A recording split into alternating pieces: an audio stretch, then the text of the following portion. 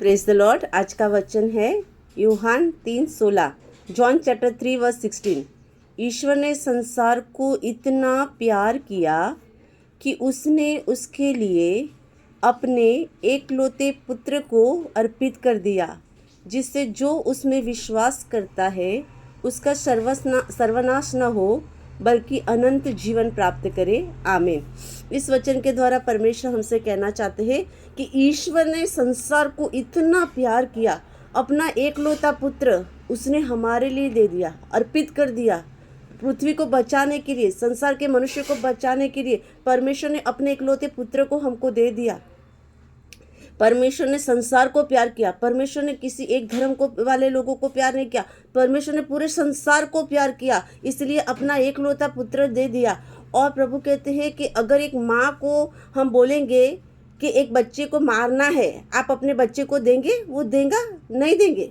क्यों? क्योंकि वो अपने एकलौते पुत्र को प्यार करती है। तो फिर भी ईश्वर ने मनुष्य को इतना प्यार किया कि अपना एकलौता पुत्र हमारे लिए दे दिया कि हम पाप में न जिए, हमको छुटकारा मिले, शैतान के बंधन से हमको आज़ादी मिले, हम परमेश्वर के वचन के द्वारा मुक्ति को प्राप्त कर सके, हम हमारे श्राप के बंधन टूट सके। इसलिए ईश्वर ने अपने एकलौते पुत्र को हमारे लिए दे दिया, है ना। तो परमेश्वर की से जो उसमें विश्वास करता है, जो उसमें विश्वास भी करेगा, परमेश्वर कहता है सिर्फ यीशु मसीह में जो विश्वास करेगा, जो यीशु मसीह में विश्वास करेगा उसका कभी सर्वनाश नहीं होगा, वो कभी अंधकार में न जिएगा, वो कभी पाप की अवस्था में मर नहीं जाएगा, वो कभी तकलीफ में नहीं मरेगा, वो कभी बीमारी में नहीं रहेगा, वो कभी पीड़ा में नहीं रहेगा, वो कभी दुख में नहीं रहेगा। परमेश्वर कहता है, लेकिन उसको अनंत जीवन प्राप्त होगा, स्वर्गीय जीवन प्राप्त होगा जो यीशु मसीह में विश्वास करेंगे ऐसे लोगों को।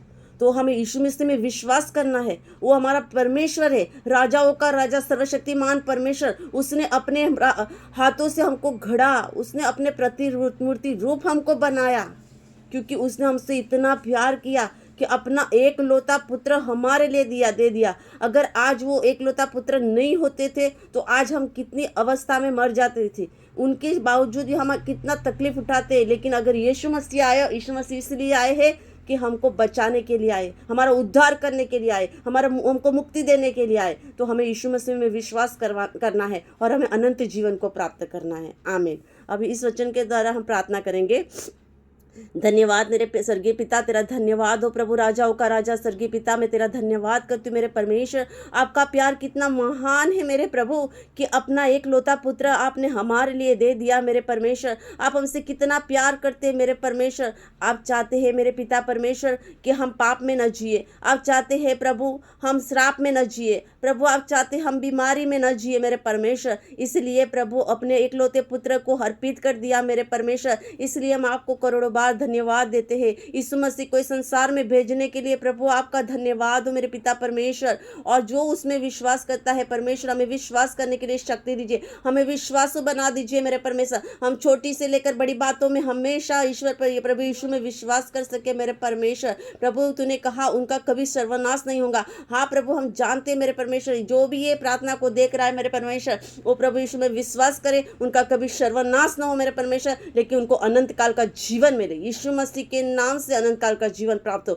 यीशु मसीह में विश्वास कर सके, यीशु मसीह पे प्रभु यीशु श्रद्धा रख सके, यीशु मसीह को ही अपना उद्धारकर्ता माने मेरे परमेश्वर। यीशु मसीह के नाम से मेरे परमेश्वर मैं प्रार्थना करती हूँ प्रभु यीशु, और ये छोटी सी प्रार्थना यीशु के नाम से मांगते हैं। आमीन।